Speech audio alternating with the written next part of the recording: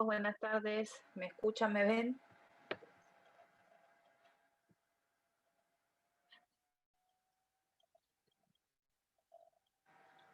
Hola Graciela, no, ahora sí, hola. Bueno, vamos a esperar unos minutitos, así se hacen las 5 y podemos tomar lista, que tengo que tomar lista. Mientras tanto, quizá vaya anotando alguno, pero igual después les tomo rapidito, así me dicen el presente.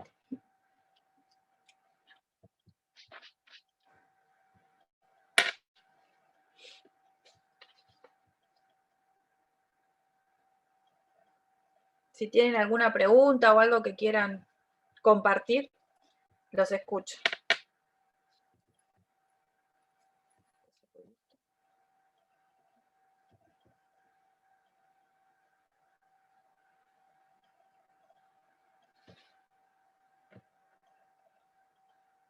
Igual todavía faltan unos minutos.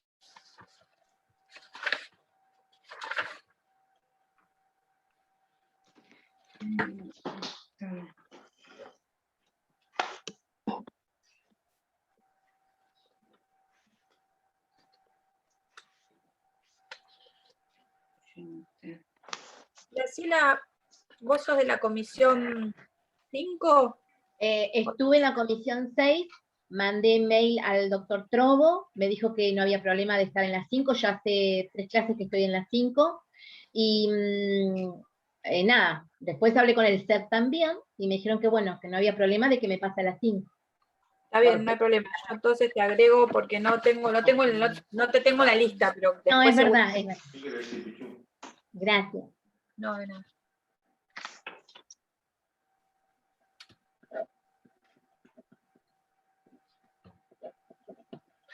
Se largó a llover en mi casa, no sé, en la casa de ustedes.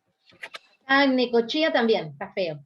Horrible, horrible. Todos los jueves Sí. que yo daba clases estaba siempre feo. Y hoy dije, ay, qué lindo, hoy me toca un día con solcito porque tengo la ventana acá. Horrible. Se puso ventoso y se largó a llover. Pero bueno.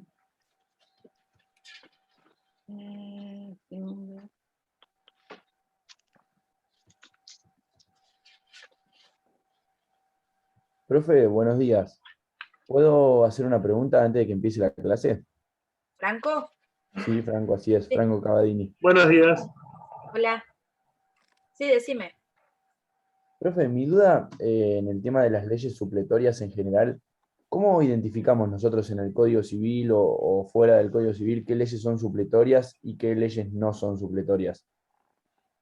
No, en realidad hay normas que son obligatorias, que son las imperativas, que surgen porque el legislador o así lo dice o porque son interpretadas de esa manera.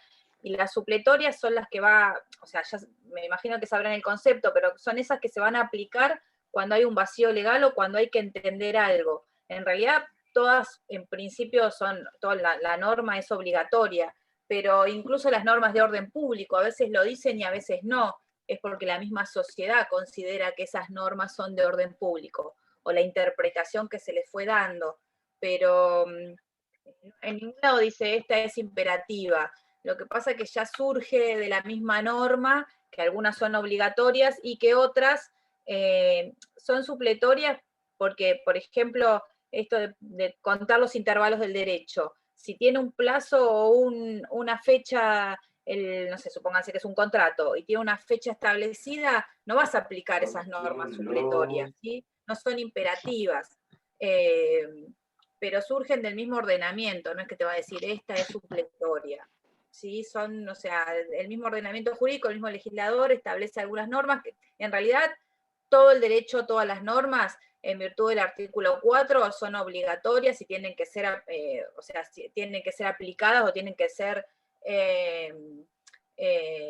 a ver, son obligatorias para todos los habitantes, sean transeúntes, domiciliados, extranjeros. Yo gané 0% con todo y ya, ¿qué pasa? Eso no era para mí. Entonces, en principio, toda norma es obligatoria. Eso no quiere decir que algunas sean imperativas, que tengan este carácter de obligatoriedad, y otras sean supletorias que surjan solamente cuando se tenga que interpretar algún vacío legal, que generalmente se da en el ámbito contractual. Hay normas como el derecho de familia, los derechos reales, que no solo son imperativas, sino que también son de orden público. No las podemos dejar de lado. Si esas que nosotros podemos dejar de lado y establecer dentro de la autonomía de voluntad otra norma, esas van a ser supletorias, ¿no? O sea, son imperativas quizá para las partes, pero las podemos dejar de lado y no son imperativas por el ordenamiento jurídico, no sé si se entiende. ¿Sí? Las que nosotros podemos utilizar, o sea, los particulares pueden dejar algunas normas y pactar en su contrato, teniendo en cuenta esta autonomía de voluntad. Hay otras normas que no, ¿sí? Hay otros articulados u otras normas que no podemos dejar de lado, ¿sí? Como esto que yo les digo, los derechos reales, ¿sí? O el tema de, todo lo derecho, lo que se refiere al derecho de familia es de orden público. Ustedes habrán visto que no todas las normas imperativas, es decir, todas estas que son obligatorias, son de orden público, que las de orden público van a depender de cada sociedad en particular y de cada tiempo, ¿sí? De cada momento en el cual nos refiramos. Algunas normas pueden ser de orden público en nuestra sociedad y no en otro país, ¿sí? Eso es lo que las diferencia. Profe, una pregunta. Sí. Los principios rectores del Código Civil y Comercial, ¿cuáles serían? Eso sí lo han visto o sea, fíjense cuando con el profesor, no sé de qué unidad me estás hablando. No sé dónde. Era unidad 4, creo, o no, 3, a ver. ¿Eso que lo vieron conmigo? No, lo vimos en un trabajo de codificaciones. Ah, bueno, por eso. Bueno, eso, fíjense en las clases o en las clases que da el profesor, o pregúntenle para no meter la pata, para no decir una cosa por otra. En las clases que el profesor que les haya dado todo lo que se refiere a codificación, no sé. Profesora, hay un Power para el compañero, está en el campus el Power, donde habla de los elementos de la interpretación, que es la gramática, la histórica, la lógica, la sistemática. Bueno, fíjense, tienen todavía, me parece, un poco de problema con el tema del campus, ¿no? Ya lo Sí, no, el campus no está funcionando, pero... Bueno, por eso. Era había encontrado, un compañero encontró, pero no sabía si estaba bien y eso para certificarlo. Bueno, pregúntenle al profesor que les dio codificación, y si no, si hicieron el trabajo práctico, seguramente lo van a, si se los dio el doctor Trobo, lo van a ver con él, y ahí lo mencionan, ¿sí? Y le consultan, porque a veces figura un título en el programa y bueno, podemos darlo muy por arriba, o no es específicamente lo que nos interesa, ese título en particular. Y más de la parte histórica, antecedentes, toda la parte general del principio de las unidades primeras. Algo les iba a decir. Bueno, lo del tema del campus, tranquilos. Igual el campus no les va a dar la solución, ni les va a brindar algo mágico que van a decir, bueno, tengo el campus, me va a resultar más fácil estudiar. O sea, en el campus ya lo han utilizado, solamente ponemos o lecturas complementarias que se las podemos ir dando igual por el Zoom o por el WhatsApp, o bueno, los trabajos prácticos creo que ya los están haciendo con los otros profesores, o sea que en principio tienen toda la información, el libro, el código, las clases. No desesperen por el campus, de tener el campus, porque bueno, no sé, es un problema informático que lamentablemente todavía, mientras sigamos con esta virtualidad, bueno, existe, no nos queda otra. Así que no se preocupen por el tema del campus. Sí, es un gran problema administrativo que tiene esta facultad, la verdad que es tremendo. Hay un montón de compañeros que sobre la hora se pudieron anotar o no se pudieron anotar las materias porque no subieron notas, una locura. Es una locura, la verdad. Es que también, hasta el cuatrimestre pasado no fue tan lío, quizá también por el tema, no para justificar a nadie, pero yo de computación no entiendo nada, apenas si ahora me puedo conectar con la computadora. Antes era el celular y veía a 3 compañeros nada más. Quizá también porque ahora, como comenzaron clases presenciales, también es todo un lío reestructurar todo, porque antes no había tanto problema, cada uno tenía sus comisiones y desde que empezó esto teníamos las mismas comisiones. Pero ahora con esto de las clases presenciales se modificaron todos los números de comisión, entonces capaz que por eso también parece una pavada, pero a veces Bueno, el que entiende de informática quizá me diga que estoy hablando cualquier cosa, pero parece a veces sencillo y no lo es, esto de las conexiones y todo. Bueno, a ver qué hora tenemos, si podemos tomar lista. No sé cuántos somos acá. Bueno, bastantes. Ya son las 5, así que si no tienen ninguna otra consulta, les voy a tomar lista rapidito. Me dicen presente, aunque no los vaya a ver mucho, pero bueno, me dicen presente, Profe. vemos si funciona. Sí. Disculpe, Sofía González no puede hoy porque anda mal su wifi y no ha podido arreglarlo. Bueno, ven, esto de la conectividad es todo un problema. Bueno, ahora cuando llego le pongo un puntito. Abad. Abaurre. Presente. Presente. Hola, hola. Alcaraz, Facundo. Alonso, Gastón. Presente. Rápido, rápido. Arias González, Sofía, es la que vos me estás diciendo. Claro, sí, es ella. Listo, perfecto. Ávila, Bárbara. Baggio, Francisca. Presente. Presente. Bailie, Noelia, puedo leer, y eso que tengo anteojos. Balado. Bisotto. Cáceres, lo vi. Caro, Ayrton. Cavadini, lo vi. Cerrota, Catalina. Acá. Bien. Que siempre habla Catalina. Charles, Felipe. Chávez.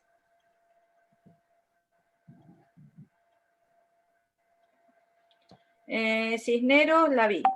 Coledani. Condori. Acá.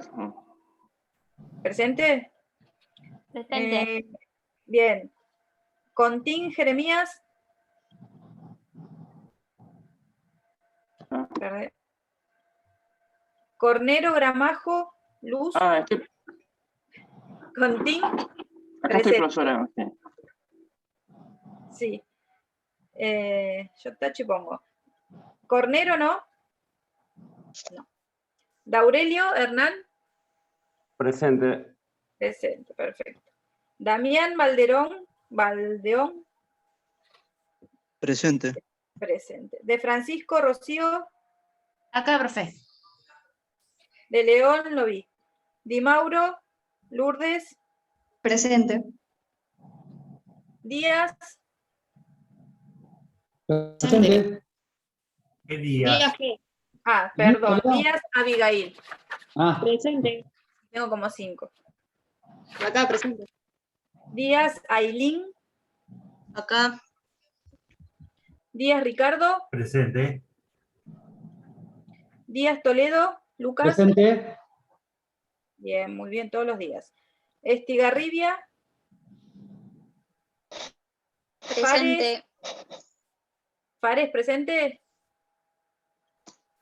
No. Fernández. Fiore. Presente. Fontana. Presente. Fortesini. Presente. Galeano. García Mariana. Presente. Garcilaso Milagros. Presente. Jiménez Marcela. González Catalina. Presente. Gorga. Ibarra. Son un montón. Presente. Lazarte. Bien. Lazarte. Se cambió de comisión. Se cambió de comisión. Bien. No me quiere. Llano. No me quiere escuchar. Presente. Bien. Presente. Lobos.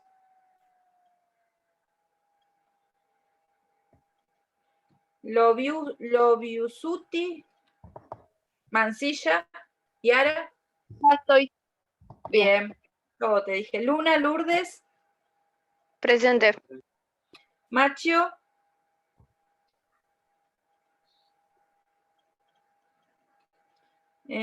Martens, Florencia. Martínez Uriarte. Presente. Martínez Candela. Martínez Estefano. Presente. Martinoli, María Cecilia. Ay, chicos, son un montón. Mayer.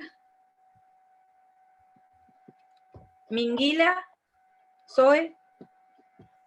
Montanaro. Montaña. Navarro. Nogues.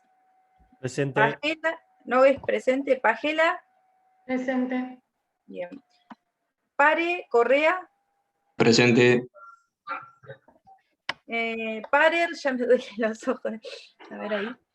Parer, Cristian. Piccioni. Presente. Bien. Piñango, Díaz.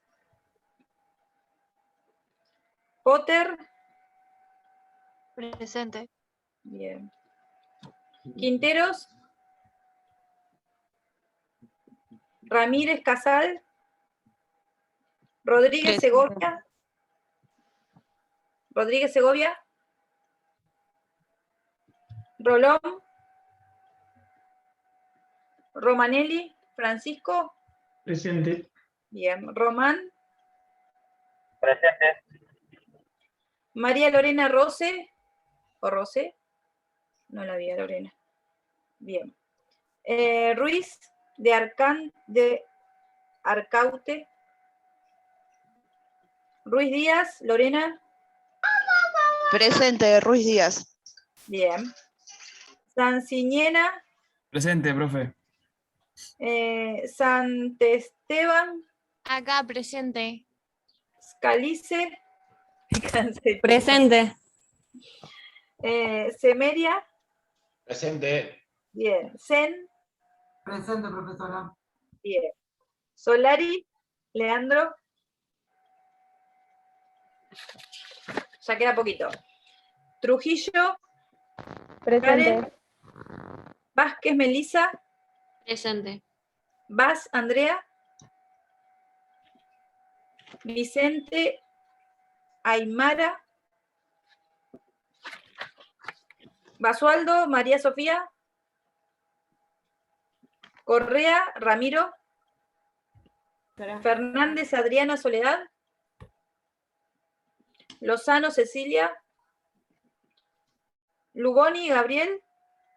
Ortiz Bárbara. Y Serri Graciela, que ya le puse presente. Si falta alguno, después al final me dicen. Profesora, sí. buenas tardes. Recién nos volvió la luz mi hijo y yo, Bisotto y Jiménez. Bueno, Jiménez.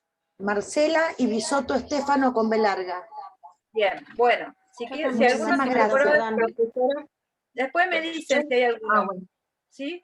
Bisotto, listo. Si alguno quedó que no le dije, después me avisan y ya los pongo. Vamos a empezar a hablar de la unidad, esperen que moví todo, de la unidad 6, ¿sí? La que habla de relaciones y bueno, dice las relaciones jurídicas y los derechos subjetivos. No sé si habrán leído algo, pero bueno, vamos a empezar a hablar, ¿sí? Bien, perfecto. Así ya tienen una base. Lo que importa acá son conceptos, ¿sí? Las primeras unidades son quizás las más aburriditas, porque no tienen como mucho práctico o mucho de todos los días. Pero las tienen que saber porque van a ver que después estos conceptos que vemos ahora se van a repetir no solo en toda la materia, sino en materias posteriores. Sé que están cansados de que le digamos lo mismo, pero van a ver que son conceptos bases, ¿sí? Tenemos que saber qué es un derecho subjetivo, qué es una relación jurídica, qué es una situación jurídica, ¿sí? Qué es un interés. Entonces, todo eso tenemos que saberlo, ¿sí?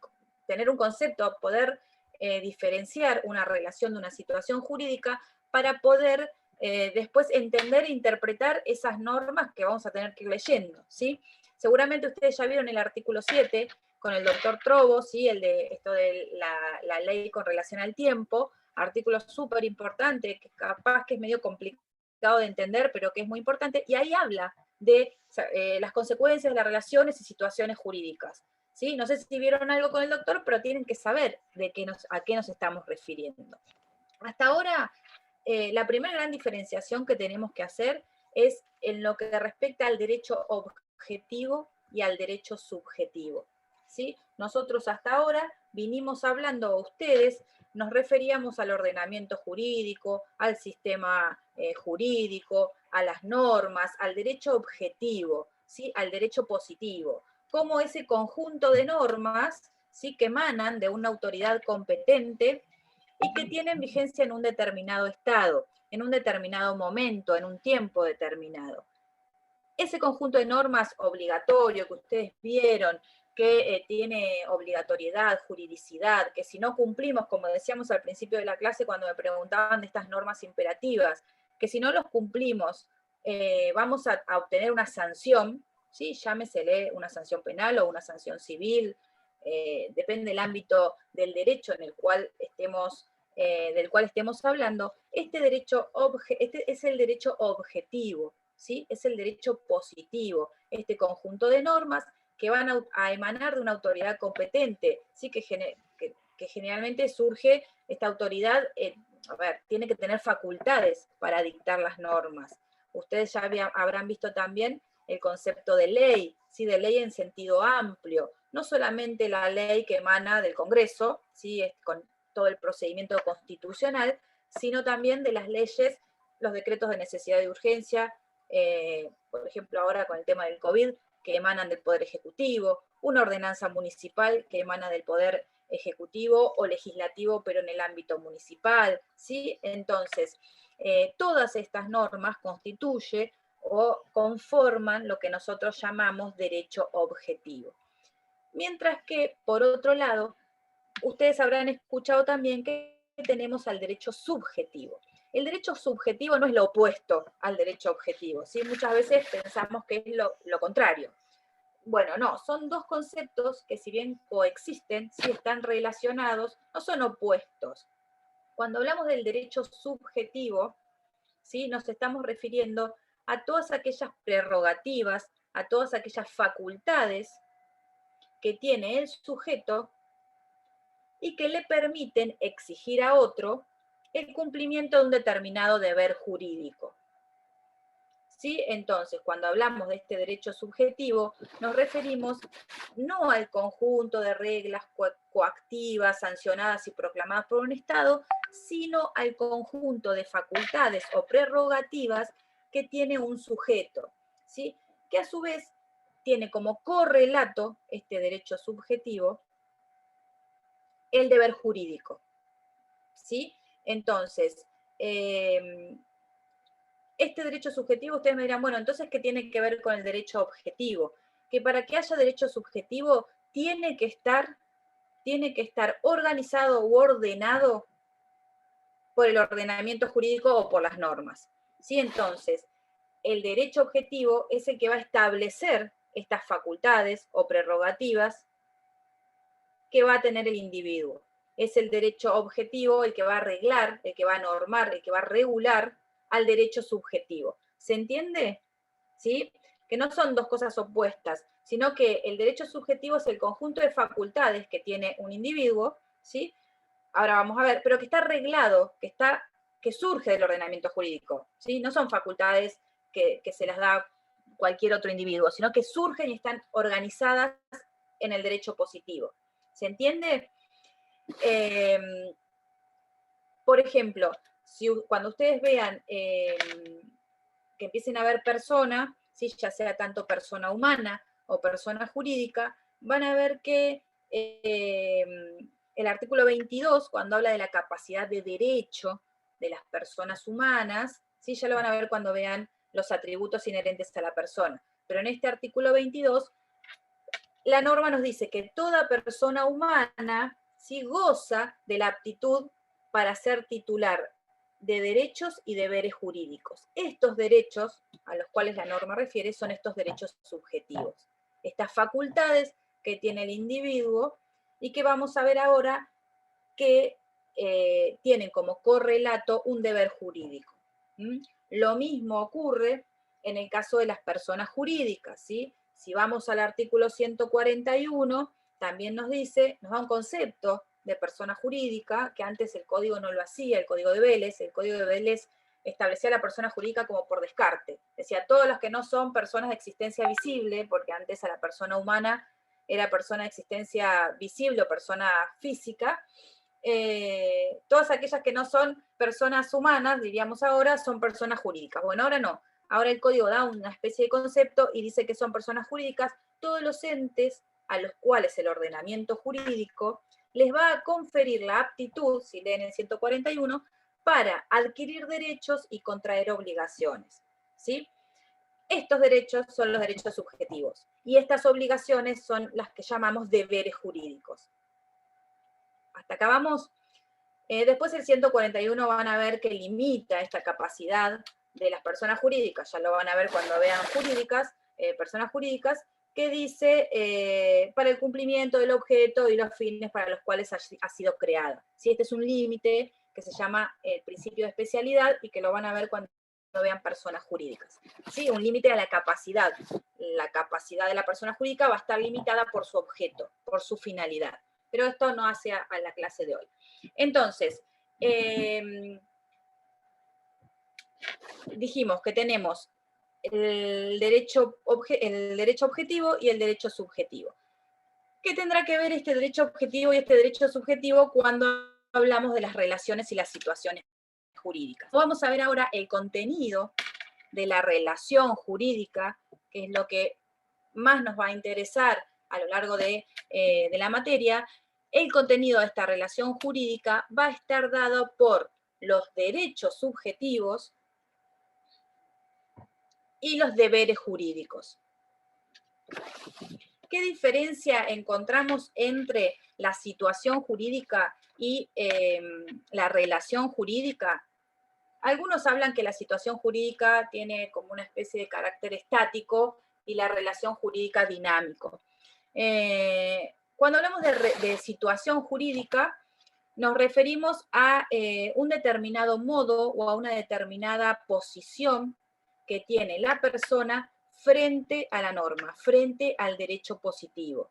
¿Sí? Es ese estatus que tiene un individuo frente al derecho. Por ejemplo, el estatus, o sea, el carácter de hijo, el carácter de cónyuge dentro de los derechos de familia, el carácter de comprador, ¿sí? O el carácter de locatario dentro del ámbito contractual.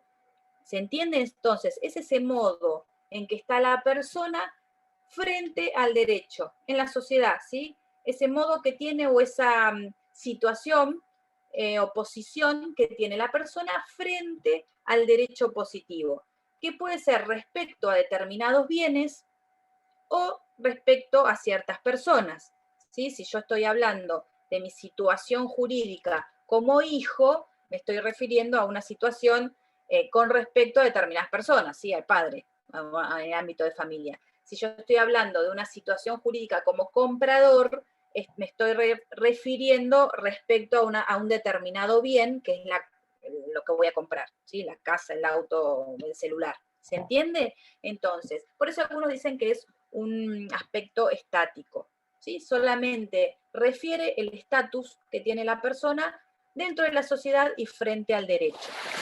Estas situaciones jurídicas pueden ser unisubjetivas o plurisubjetivas. Las unisubjetivas son aquellas que se refieren a la persona en sí misma, es decir, consigo misma. Si yo soy mayor, o sea, en cuanto a la mayoría de edad, si soy mayor de edad o menor de edad, si soy comprador, o sea, si soy comerciante, ¿sí? Es la relación que tiene la persona consigo misma, o con relación a los bienes. Dentro de estas situaciones jurídicas unisubjetivas, vamos a ver que están los derechos reales y los derechos personalísimos. ¿Sí? Los derechos personalísimos, ya lo van a ver ustedes cuando vean todas las unidades de personalísimas, son esas prerrogativas o esas facultades, esos derechos subjetivos que tiene el individuo y las va a tener desde el momento de su nacimiento, ¿sí? Desde el momento en que comienza a ser persona, va a gozar de estos derechos personalísimos y los va a tener durante toda su vida, por eso decimos que son vitalicios, ¿sí? Los va a tener hasta el momento de su fallecimiento. Por ejemplo, el derecho a la vida, el derecho a la libertad, el derecho a la intimidad, el derecho a la imagen, ¿sí? Son todos derechos personalísimos. Estos derechos personalísimos decimos que son unisubjetivos, ¿sí? También los derechos reales. Los derechos reales también lo van a ver cuando vean reales, o sea que les falta, son aquellos en los cuales la persona tiene un determinado poder, ¿sí? Una situación de poderío, de señorío con respecto a una cosa. Por ejemplo, el derecho, son todos los relacionados al derecho de propiedad. Por ejemplo, el dominio, ¿sí? Que yo puedo tener sobre, al ser propietario de un inmueble, tengo un derecho de dominio. El condominio, cuando somos varios los propietarios de una misma cosa. A ver, yo les doy conceptos básicos, ¿sí? Ustedes ya lo van a ver cuando vean reales. El usufructo, ¿sí? El usufructo es cuando yo sé que la cosa pertenece a otro, o sea, cuando la propiedad es de otra persona, que se llama el nudo propietario, pero yo tengo el usufructo. ¿Qué quiere decir eso? Que yo tengo el uso y goce de esa cosa, ¿sí? Vieron a veces que se hacen donaciones o la gente mayor hace una donación, pero se reserva el usufructo vitalicio. ¿Qué quiere decir eso? Que le va a donar a un tercero la cosa, la casa, supónganse, pero que se reserva el uso y goce hasta el fallecimiento, por eso vitalicio, ¿sí? Eso es un derecho real de usufructo. Una hipoteca, ¿sí? Todos esos derechos reales también son situaciones jurídicas unisubjetivas. ¿Por qué? Porque hay es el sujeto, ¿sí? La persona, el individuo, frente a una cosa. Hay una situación de poder, ¿sí? Del individuo con la cosa. Mientras que, por otro lado, las situaciones plurisubjetivas se refieren a todas las situaciones en las cuales intervienen más de una persona, o sea, dos o más sujetos. Estas situaciones plurisubjetivas son las que dan origen a las relaciones jurídicas, ¿sí? Entonces, esta situación jurídica, la posición del sujeto frente a la norma, cuando involucra a otros sujetos, cuando involucra a dos o más, ya estamos hablando de una relación jurídica. ¿Se entiende? ¿Te puedo hacer una pregunta? Sí. Perdón que le interrumpa. Porque yo había notado en la clase anterior, o quizás me equivoqué, pero cuando el profesor habló sobre la situación y la relación, él había como resumido que las relaciones jurídicas, o sea, las relaciones se daban entre dos personas jurídicas y las situaciones eran de las relaciones de una persona con objetos o bienes o una cosa así, pero ahora estoy entendiendo que no es tan así. No, a ver, cuando hablamos de relación, o cuando hablamos de situación jurídica, sí, es esa posición que yo tengo frente al derecho respecto a una cosa o a una persona. Si yo te hablo de que soy, por ejemplo, un locatario, es con respecto a una cosa, ¿sí? Si yo soy cónyuge, es una situación jurídica con respecto a otra persona, ¿sí? A mi cónyuge. La relación jurídica que vos dijiste, que es cuando intervienen dos personas jurídicas, creo que dijiste, la relación jurídica, persona jurídica, son todos estos, cuando nosotros hablamos de personas jurídicas, hablamos de estos entes a los cuales el ordenamiento jurídico les permite adquirir derecho, a ver, una asociación, una fundación, ¿sí? Todas personas jurídicas. Cuando hablamos de relación jurídica, los sujetos que intervienen, como vamos a ver, pueden ser personas humanas o personas jurídicas, ¿sí? O puede ser una persona humana con una persona jurídica, ¿se entiende? Entonces, cuando intervienen dos o más sujetos, ahora vamos a ver, ya sea persona humana o persona jurídica, ahí hablamos de una relación jurídica. Por eso algunos consideran que es una relación de género y especie, en donde el género es más amplio y es la situación jurídica, ya estoy. Y la especie es la relación jurídica, ¿sí? Que es la situación jurídica plurisubjetiva, cuando hay más de dos sujetos, ¿sí? Sí, Marcela. Una consulta, dentro de cuando nace la relación jurídica es donde se empiezan a interrelacionar derechos con obligación, con deberes. Claro, ahora lo vamos a ver. Ese es el contenido de la relación jurídica. Entonces, no va a haber relación jurídica entre una persona y una cosa. Podrá haber una situación jurídica unisubjetiva, ¿sí? Ahora, ustedes me dirán, bueno, pero puede ocurrir, que ahora también lo vamos a ver cuando veamos los elementos, puede ocurrir que yo tenga mi derecho de propiedad, supónganse un derecho real de dominio, o un derecho personalísimo, y que eso genere una relación jurídica, ¿sí? Estas situaciones jurídicas unisubjetivas, ¿sí? Como los derechos personalísimos, los derechos reales, pueden generar relaciones jurídicas cuando son vulnerados esos derechos subjetivos. ¿Sí? Si, por ejemplo, a mí se me lesiona el derecho a la vida, o el derecho a la salud, o el derecho a la intimidad, ¿sí? Porque alguien se entromete en mi intimidad, en ese ámbito de privacidad que yo tengo, supónganse, ingresan, no sé, me sacan, ¿vieron cuando hay muchos fallos de derechos humanos en donde se sacan fotos y se publican? Entonces a mí se me vulnera ese derecho a la intimidad o de privacidad. Ahí sí se genera una relación jurídica. ¿Cuál es? La de ese tercero que vulneró, sí, que violó ese derecho personalísimo, y la posibilidad que tengo yo de exigirle, ¿sí? De exigirle que repare ese daño. ¿Se entiende? Pero el derecho personalísimo no es una relación jurídica. La relación jurídica se genera cuando alguien lo vulnera, ¿sí? Y ahí sí yo voy a tener el derecho subjetivo de exigirle al otro, ¿sí? Como deber jurídico, va a tener que reparar el daño. Ya sea que se retracte, ya sea que repare el daño con una indemnización, con una reparación pecuniaria, etcétera, ¿sí? Pero en principio, el tema de los derechos, o sea, cuando hay una persona y una cosa, en esto de los derechos reales, un poder de una persona sobre una cosa, o una persona consigo misma, si esto de los derechos personalísimos, ahí hablamos de situaciones jurídicas unisubjetivas. Cuando intervienen dos o más, ¿sí? Ahí sí vamos a tener una relación jurídica. ¿Cuándo? Bueno, por ejemplo, en el ámbito del derecho de familia, en el matrimonio, ¿sí? En donde va a haber obligaciones, deberes jurídicos, y va a haber derechos. En el ámbito contractual, en cualquier tipo de contrato, en un contrato de locación, en donde el locatario va a tener derechos y obligaciones, y en donde el locador también va a tener derechos y obligaciones. En el ámbito de las obligaciones, seguro. En cualquier ámbito en donde intervengan dos o más personas, ahí vamos a tener una relación jurídica propiamente dicha, ¿sí? ¿De dónde surge este concepto de relación jurídica? Bueno, obviamente surge, en un principio, si ustedes leen un poquito de historia, en el derecho romano no existía.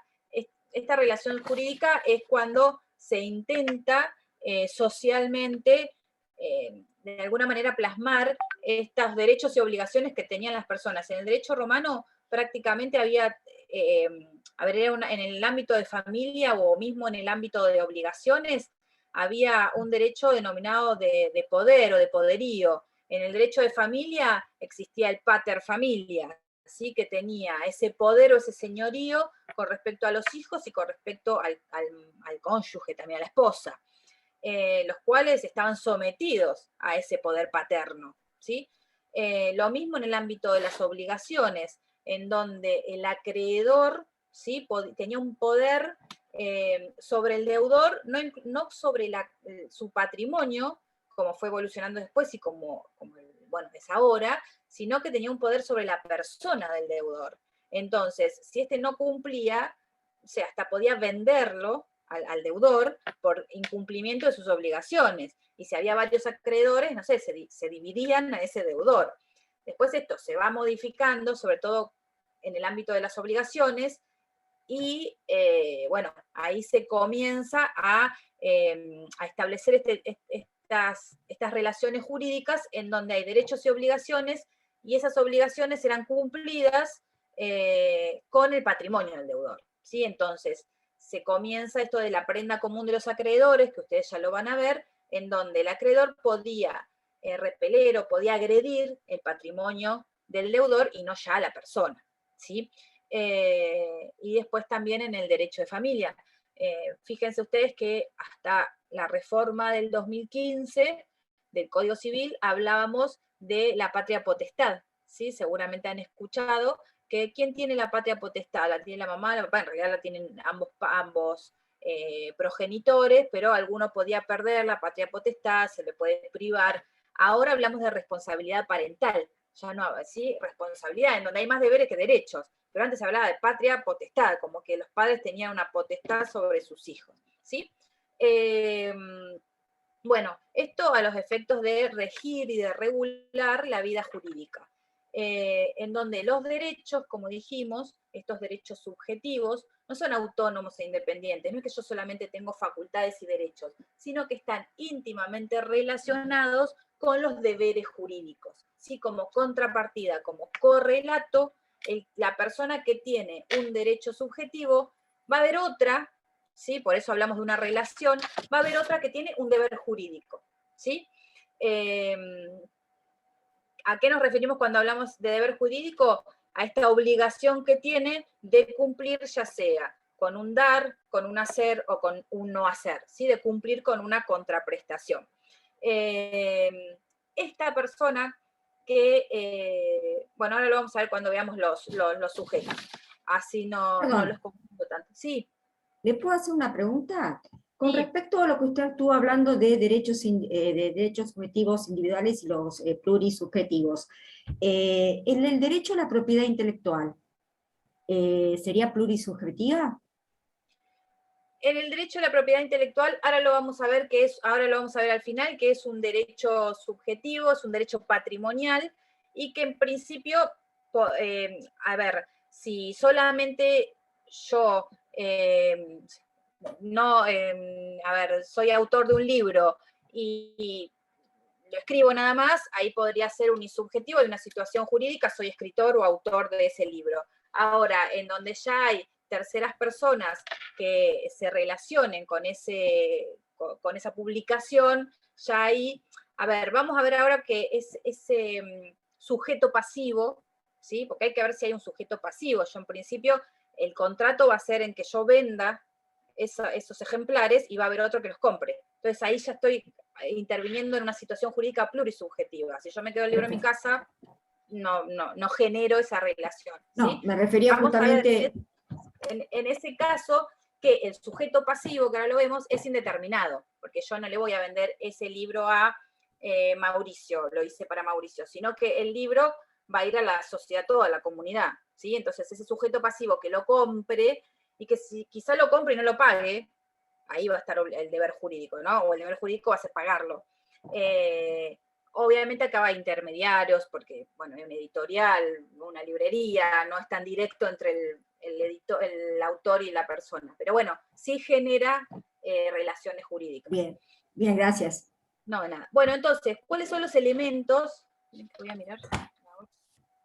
¿Cuáles son los elementos de esta relación jurídica? En principio podemos decir que no toda relación entre sujetos de la vida social van a ser relaciones jurídicas, ¿sí? Tienen que estar regladas y reguladas por el derecho.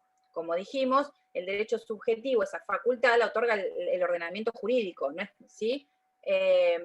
Entonces, las relaciones jurídicas, al principio, parte de la doctrina decía, bueno, cualquier relación entre sujetos que puedan generar alguna consecuencia jurídica es una relación jurídica, no es tan amplio, ¿sí? El ordenamiento jurídico tiene que organizar, o sea, esta relación jurídica está organizada y disciplinada por el ordenamiento jurídico, ¿sí? Supónganse, un vínculo de amistad no es una relación jurídica, obviamente. Tampoco lo sería si es, por ejemplo, que ustedes me digan, bueno, pero ese vínculo de amistad, como dice Rivera, acarrearía que el juez se excuse de intervenir en una causa porque es amigo, o incluso un testigo, si es amigo íntimo, estaría entraría dentro de las generales de la ley que una persona, o sea, está tachado como que no puede ser testigo porque es amigo íntimo, entonces no sería imparcial, sería parcial, ¿sí? Sin embargo, a esos casos puntuales tampoco estamos frente a una relación jurídica. sino que se requiere que esté reglada por el derecho. ¿Sí? Esto que yo les digo, un comprador y un vendedor de una cosa, locatario y locador, un comodato, en el contrato de comodato, comodatante y comodatario, el cónyuge y su, bueno, ¿sí? En un matrimonio, el padre e hijo, ¿sí? Son relaciones jurídicas regladas, reguladas por el derecho. Entonces, ¿cuáles son los elementos? En primer lugar, el sujeto, los sujetos, que ya más o menos algo estuvimos hablando, ¿sí?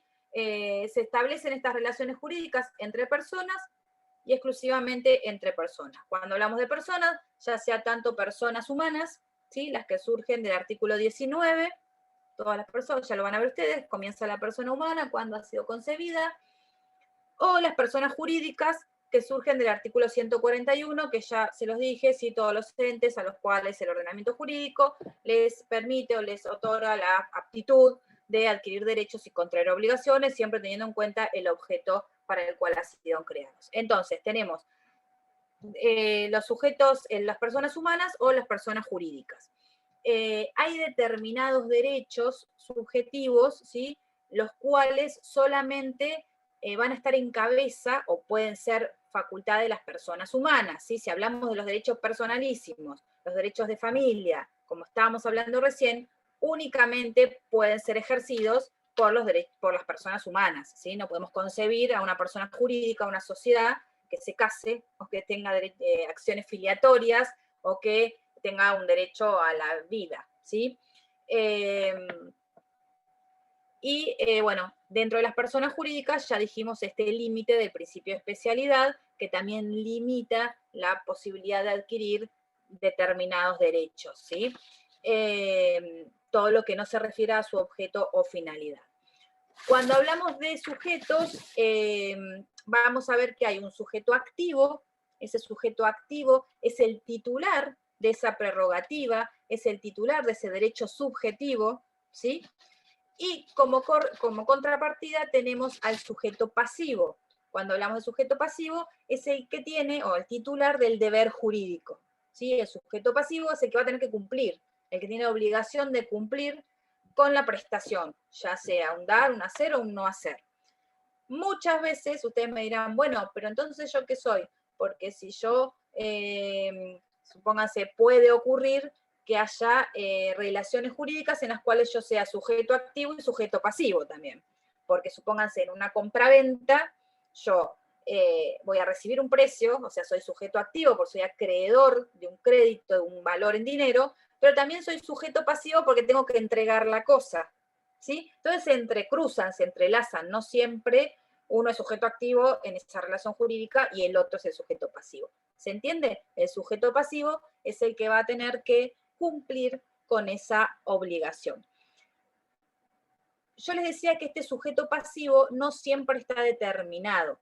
Lo normal o lo común es que frente a una relación jurídica, es que el sujeto pasivo esté determinado, ¿sí? A priori, o por lo menos al momento de nacimiento de la relación jurídica. Ustedes piensen que las relaciones jurídicas, ahora vamos a ver su duración, pero tienen un origen, es decir, un nacimiento, tienen un ciclo en el cual se van a desarrollar y después tienen un momento en que se extinguen, ¿sí?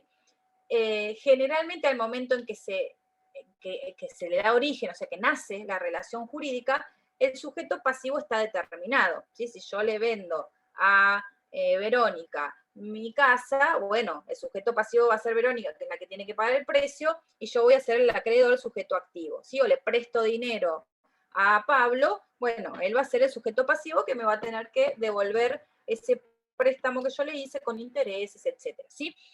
Pero entonces ahí el sujeto pasivo está determinado. Puede ocurrir que este sujeto pasivo sea indeterminado.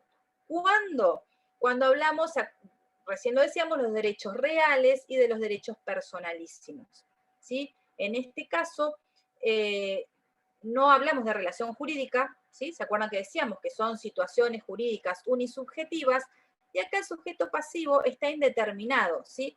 Y va a surgir la relación jurídica al momento en que surja o se determine ese sujeto pasivo. ¿Cuándo? Cuando alguien vulnere o viole ese derecho personalísimo o ese derecho real, ¿Se entiende? Entonces, en estos casos, el sujeto pasivo está indeterminado.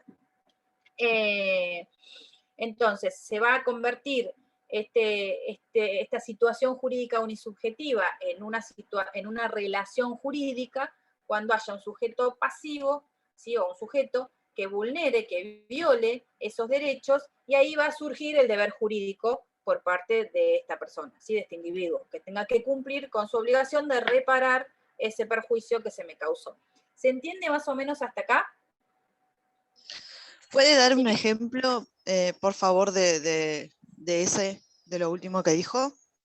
Y, por ejemplo, esto que yo les decía, si se me vulnera el ámbito de privacidad porque se publican unas fotos que yo saqué en un cumpleaños, supónganse, no sé, como esto del presidente, o en el caso de que no sé, yo concurrí también a un lugar y se publicaron fotos y entonces yo considero que se me vulneró mi derecho de imagen, en esos casos, o, no sé, el derecho a la salud, cuando en principio yo tengo el derecho personalísimo a la salud. Derechos personalísimos son reales, pero el derecho a la salud cuando supónganse, no sé, la obra social no me quiere proveer de los medicamentos que me tiene que proveer, entonces en este caso se me vulnera ese derecho personalísimo y ahí surge una relación jurídica en la cual yo puedo reclamar los daños que se me causen y la otra parte tiene el deber jurídico de cumplir. ¿Cuáles son los daños? Esto que les digo, o que se entrometa alguien a mi derecho a la intimidad,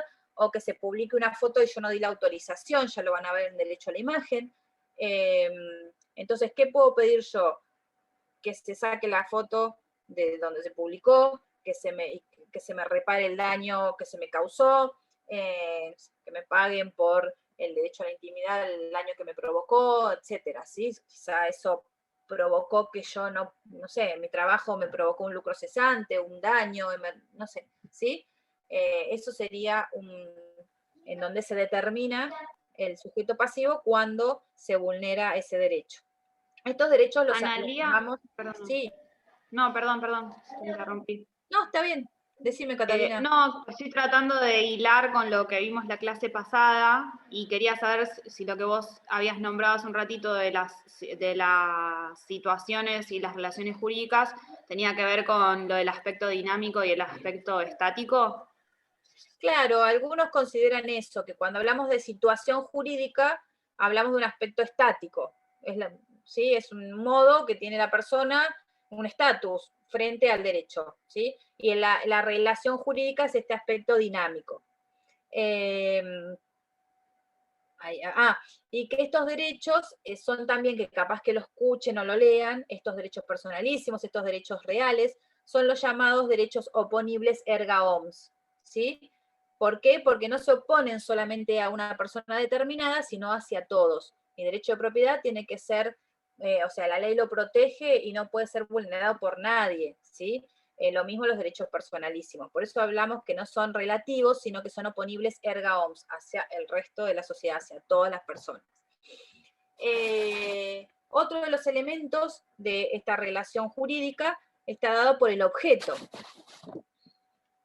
¿Sí? Este objeto está conformado por la materia social, ya sea los intereses o los bienes que van a estar involucrados y cuya tutela persigue el ordenamiento jurídico, ¿sí? Es lo que quiere proteger la norma.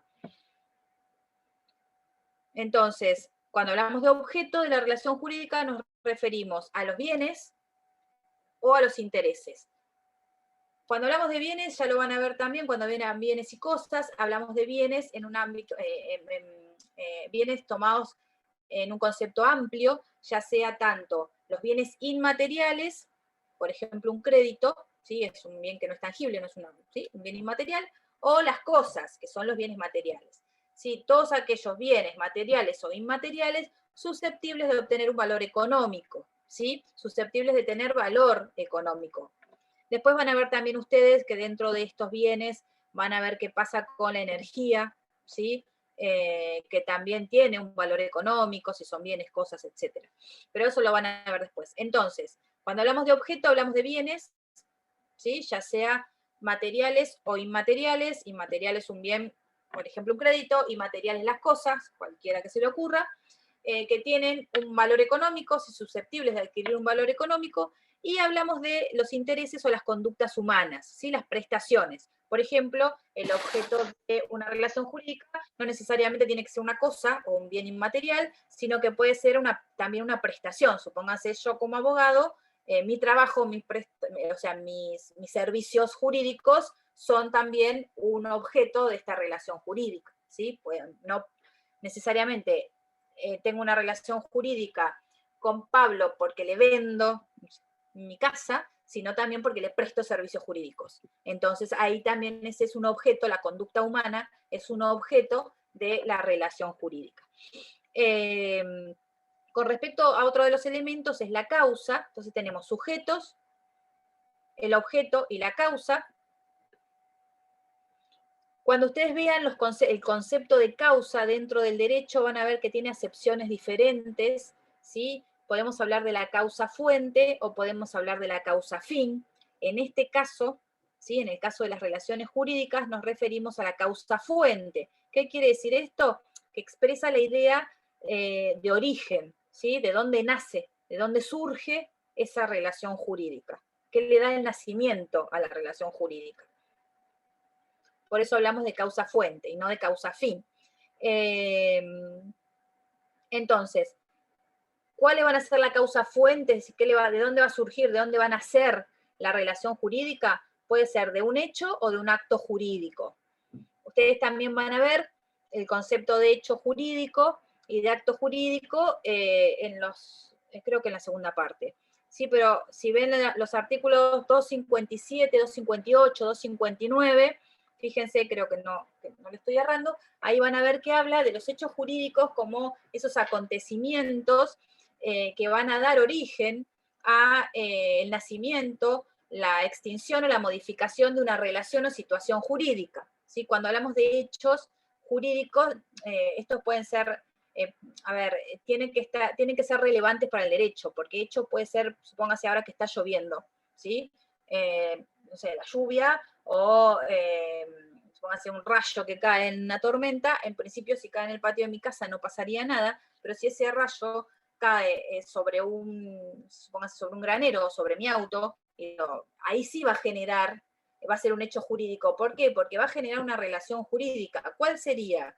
La de que yo, como titular del auto, pueda reclamar a la compañía de seguros que cubra, ¿sí?, los daños que se me provocó, como caída del granizo, del rayo. Bueno, el granizo, pongámosle, porque el rayo es más difícil, ¿sí? Entonces, si el granizo cae y no provoca ningún daño, es un hecho de la naturaleza que no es considerado no es relevante para el derecho.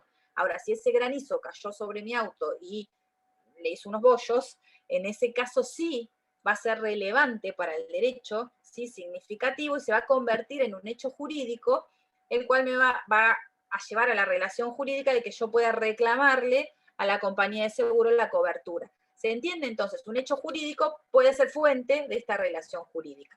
Lo mismo, un hecho de la naturaleza, por ejemplo, el nacimiento, ¿sí? El nacimiento de una persona también genera una relación, en realidad no una relación jurídica, pero va a generar derechos subjetivos como los derechos personalísimos, ¿sí? Esta situación jurídica unisubjetiva, que a su vez puede llegar a dar origen a una relación jurídica.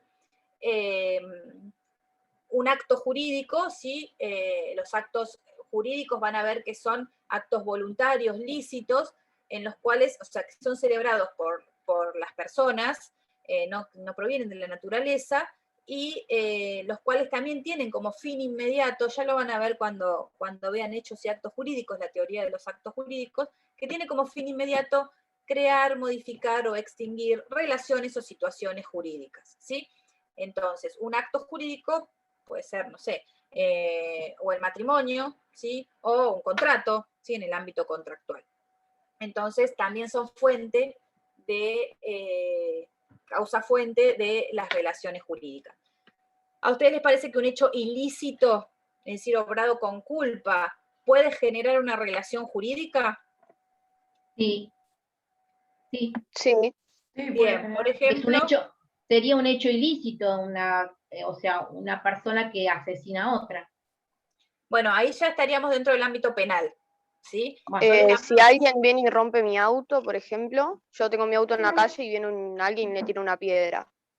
Sí, siempre que no sea un daño dentro del ámbito penal. Si está, por ejemplo, un accidente de tránsito, sí, si hay un accidente. El abandono de los padres hacia sus hijos, también, o sea, o el no pagar una cuota de alimentos, no estaría dentro de lo penal, pero...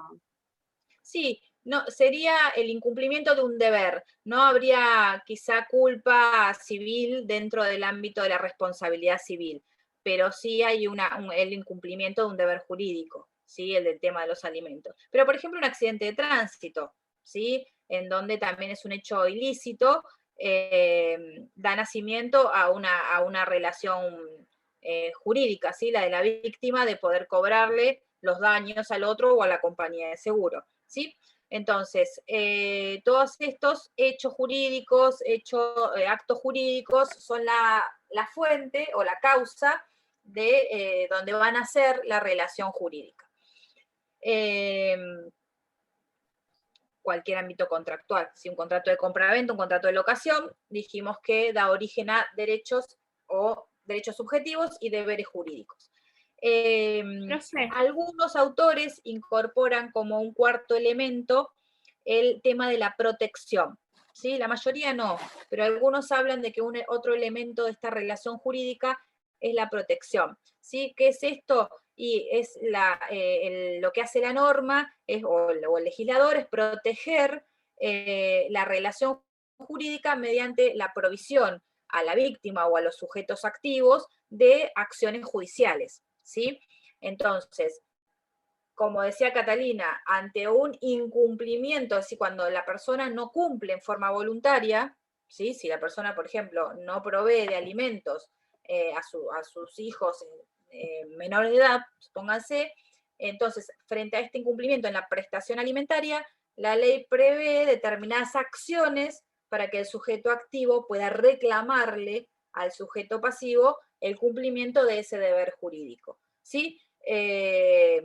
Disculpe, ¿podría repetir, por favor, cuando habló sobre la protección, o sea, al principio lo que dijo como la definición, porque no lo llegué a escuchar? Sí, no, que lo que establece el legislador o el Estado son acciones que permiten proteger, ¿sí? Las relaciones jurídicas mediante acciones judiciales. ¿Cuándo? Cuando el cumplimiento del deber jurídico no es voluntario, ¿sí? Ante un incumplimiento de un deber jurídico, el Estado efectiviza que la persona, el sujeto activo, pueda o tenga acciones judiciales para hacer valer sus derechos, estos derechos subjetivos, ¿sí? La mayoría no lo considera como un elemento dentro de la relación jurídica, son las acciones de protección ante los incumplimientos de los deberes jurídicos. Pero bueno, algunos consideran que es un elemento. Entonces, ¿cuál es el contenido, entonces, dijimos, de estas relaciones jurídicas? Los derechos subjetivos, ¿sí?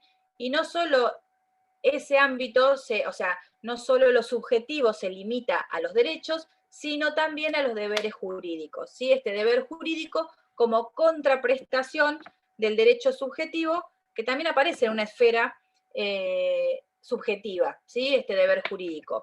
Entonces, frente a mi derecho subjetivo, ¿sí? El derecho a la vida, el derecho a la propiedad, el derecho a cobrar un crédito, siempre va a haber otro individuo que tiene una obligación que cumplir, ¿sí? Un deber jurídico que cumplir. Que puede estar individualizado o no, dijimos. Este deber jurídico, que lo pregunta la unidad, dice deber jurídico, el programa, y dice carga. ¿A qué llamamos cuando hablamos de carga? ¿Sí? Cuando hablamos de deber jurídico, la ley nos exige o exige el sacrificio de un interés propio para satisfacer un interés ajeno, ¿sí? Entonces, en el deber jurídico, ¿qué estamos haciendo? Sacrificando un interés propio, es decir, pagar, por ejemplo, o pagar la cuota alimentaria, o pagar el crédito. Estamos sacrificando un interés propio o entregar la cosa, ¿sí? estamos sacrificando un interés propio para un interés ajeno. ¿Por qué? Porque yo la cosa se la voy a dar a otro, el precio se lo voy a pagar a otro. ¿Se entiende? Mientras que cuando hablamos de carga, se exige, o la ley exige, el sacrificio de un interés propio, ahora vamos a ver un ejemplo y lo van a entender, de un interés propio para satisfacer otro interés propio. ¿Sí? Entonces, cuando hablamos de carga, es una conducta que me exige el ordenamiento jurídico, pero en beneficio propio. No para beneficiar a otro. Si yo le pago, estoy beneficiando al otro. ¿Cuándo sería esto, por ejemplo? Cuando me dice que para que mi divorcio vincular, pónganse, sea oponible a terceros, si yo lo puedo hacer valer frente a terceros, yo debo inscribirlo en el registro del Estado Civil y Capacidad de las Personas. ¿Sí? Esa inscripción es una carga. Pero es en beneficio propio. ¿Sí? ¿Por qué? Porque de esa manera ese divorcio va a ser oponible al resto.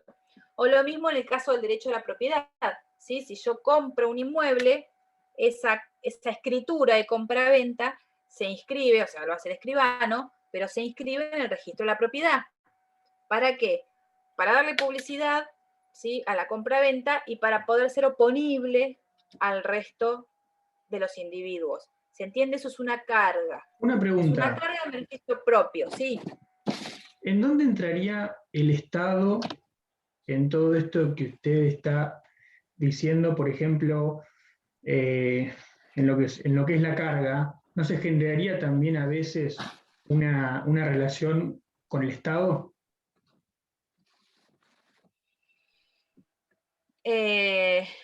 ¿Relación de qué tipo?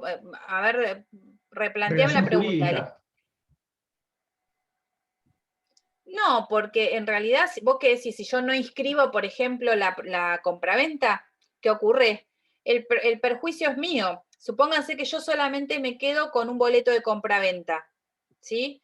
Ese boleto no me sirve o no es oponible a terceros. La propiedad, si yo te vendo a vos, Francisco, mi casa, hacemos un boleto, pero no lo escrituramos. La ley, ya van a ver cuando vean instrumento público, instrumento privado, en estos casos exige que para que se perfeccione esa compraventa, tiene que haber una escritura pública, ¿sí? Si yo celebro un instrumento privado, es decir, un boleto de compraventa, me estoy obligando, o nosotros nos estamos obligando a hacer la escritura.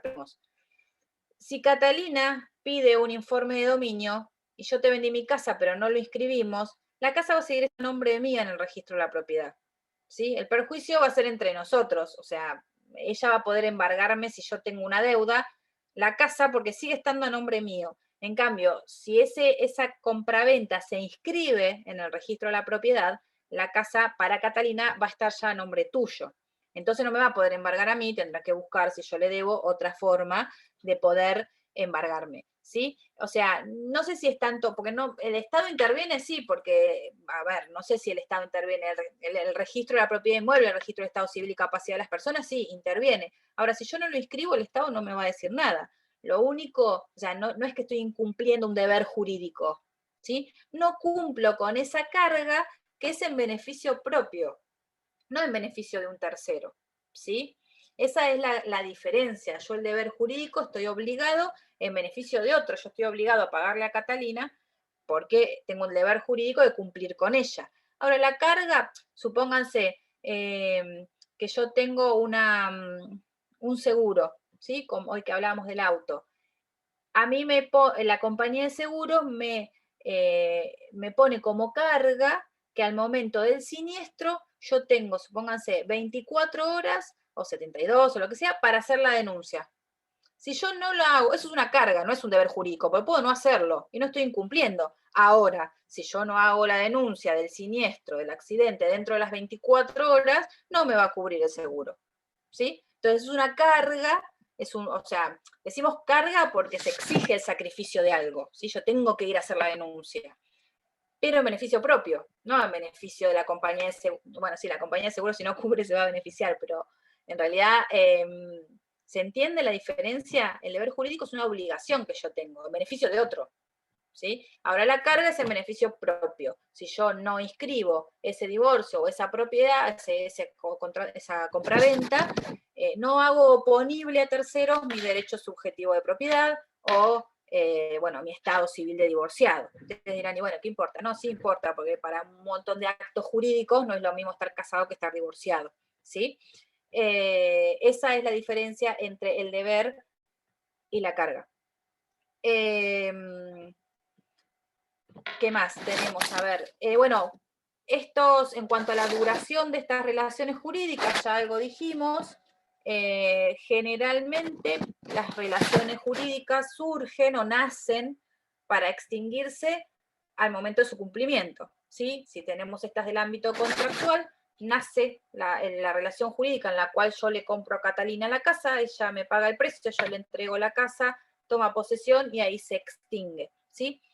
Eso no quiere decir que en estos contratos a veces existan otras relaciones jurídicas que perduren en el tiempo. Por ejemplo, en los casos de compra-venta, en este caso habría una garantía de evicción o de vicios redimitorios, ¿sí? Si después de un tiempo a Catalina le surge que la casa tenía, supónganse, bicho taladro en todas las maderas del techo, ella va a tener un plazo para reclamarme a mí por vicios redimitorios, ¿sí? Obviamente va a tener que demostrarlo, es una cuestión de prueba, es un juicio, pero ven que la relación jurídica se extiende,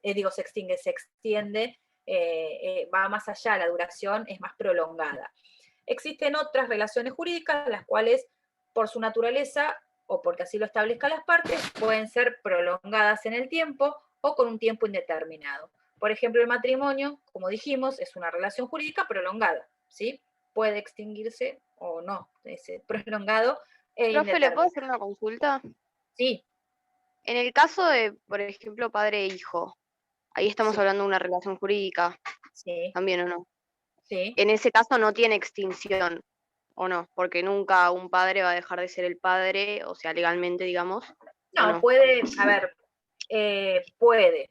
O sea, si hay causales de privación de esto de la responsabilidad parental, puede ser que haya alguna acción de filiación en donde ese padre no era el padre biológico y haya otro padre que sí pueda constatar que haya sido el padre biológico. O sea, se puede extinguir también. Se puede extinguir, sí. Y hay algunos derechos subjetivos, como esto que hablábamos hoy, que se extinguen, por ejemplo, con la mayoría de edad. O sea, no todos los derechos subjetivos, si bien la relación jurídica va a existir, no siempre los mismos derechos y los mismos deberes. Si Eso iba a preguntar, con la quiere... mayoría de edad se extingue la relación jurídica entre un padre y un hijo. Depende, porque esto que decíamos, aún siendo mayor de edad, si seguimos hablando del tema de alimentos, existen los alimentos entre parientes. Entonces yo puedo reclamarle alimentos a mi hijo, aún siendo ambos mayor de edad, ¿sí? ¿Por qué? Porque estoy en una situación de precariedad, de abandono, etcétera, y puedo, si mi hijo está, o mi padre, ¿sí? O sea, son derechos alimentarios entre parientes. Hay que probar determinadas cosas, ¿sí? Entonces la relación jurídica sigue existiendo. Bien, sigamos un poquito más. Entonces, la duración puede ser, puede ser también que se extinga, que supónganse nosotros, que se extingan por alguna causal anormal de extinción de la relación jurídica. Supónganse que hay una relación jurídica de un mandato entre con un objeto prestacional jurídico, ¿sí? Una persona, o sea, Andrea, me da un poder para que yo la represente en los procesos judiciales, ¿sí? Como apoderada legal, ¿sí? Como abogada. Puede ser que ella en algún momento revoque ese poder, ¿sí? Le dé un fin, extinga esa relación jurídica, porque ella me da un poder amplio o no, pero para que yo la represente en todos los juicios. Pero puede ser que por alguna causal en particular revoque, ¿sí? ese poder que ella me otorgó. En ese caso, esa relación jurídica se está extinguiendo, ¿sí? Por una causa anormal, porque en realidad no estaba determinada la revocatoria de ese poder. ¿Se entiende? O en el caso de un contrato de locación que se rescinda porque el locatario o cambió el destino, o se resuelva porque cambió el destino de la locación. Yo se lo loqué para vivienda y resulta que cuando voy puse una verdulería. Entonces se extingue antes de tiempo esa relación jurídica por una causa normal que puede ser una resolución, una rescisión, ¿sí? Por un acto jurídico extintivo, un acto voluntario, pero que va a extinguir la relación jurídica. O puede ser también que haya un hecho jurídico extintivo, supónganse que haya una imposibilidad de cumplimiento, ya lo van a ver cuando vean hechos jurídicos, etcétera. Pero que haya una imposibilidad de cumplimiento, supónganse, no sé, que yo le iba a vender a, no sé, a Paula, siempre los ejemplos son el caballo de carrera que corre y es el mejor del mundo, y cae un rayo, pobre caballo, no lo tengo más, se murió el caballo, no puedo cumplir, ¿sí? con esa relación jurídica, entonces se extingue, ¿sí? Por una imposibilidad de cumplimiento. Ya van a ver ustedes, bueno, más ejemplos cuando vean. Entonces, puede ser que nazca la relación jurídica, se desarrolle y se extinga por las causas normales, ¿sí? Porque nosotros decimos con Paula, bueno, este contrato de alquiler va a durar 36 meses, a los 36 meses me entregas la cosa y te vas. Bueno, listo, son 32, se extinguió por el plazo determinado y normal. O que haya alguna causal, porque yo fui y Paula puso la verdulería en mi casa, entonces extingo, resuelvo ese contrato antes de tiempo, ¿sí? Entonces esto es con respecto a la duración del contrato. Después creo que el programa les habla, bueno, de interés legítimo. Cuando hablamos de interés legítimo ya nos vamos más al ámbito del derecho administrativo y del derecho público. Podríamos decir que es una categoría del derecho subjetivo, este interés legítimo. Y es cuando, a ver, no es un derecho subjetivo porque no se beneficia al sujeto en forma directa, ¿sí? Sino que se va a beneficiar en forma indirecta o en forma mediata. Yo podré reclamar determinadas cuestiones cuando tengo, dice la ley, un interés legítimo. Por ejemplo, se da en el ámbito administrativo. Supónganse que hay una ordenanza municipal que dice que una construcción o en un lugar determinado no se pueden construir edificios de más de 3 pisos, supónganse. Yo soy un vecino y el vecino de al lado está haciendo un edificio o una constructora y yo ya veo que va por el piso 4, ¿sí? Y yo sé que a ver, ¿me va a causar un perjuicio? Sí, porque quizá no me permite ingresar la luz, no sé, supónganse que yo no tengo mi casa, que tengo, no sé, un lugar de trabajo en donde necesito luz del sol, no sé. Entonces, me va a causar un perjuicio, ¿sí?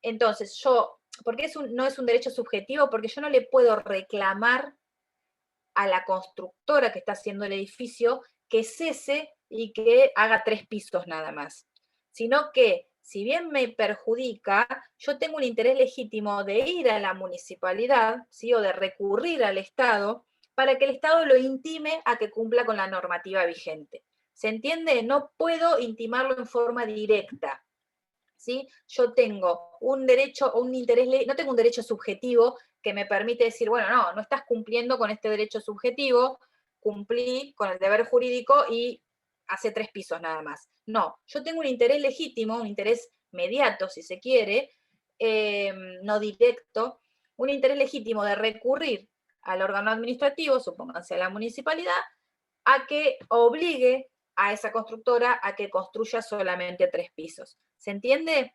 Bien, eso sería lo que es el interés legítimo. El código en el artículo, en el 1712, lean en 1970, en el 1970 se refiere a las restricciones y los límites al dominio, ¿sí? Pero siempre dentro del ámbito administrativo, más que nada, del derecho público.